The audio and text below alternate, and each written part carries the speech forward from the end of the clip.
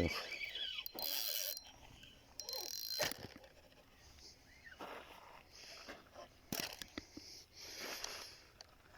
Evet dostlar, avda böyle yeminiz takıldığında direkt çekmeyi denemeyin. Çünkü taşın bir kenarına sıkışmıştır o.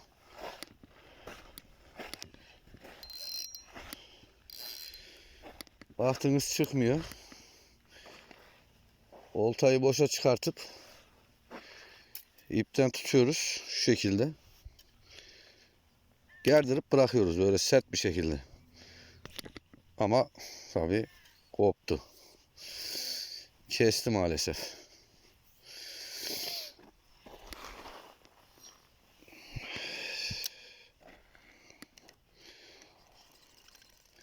Anam bizim mavi de gitti.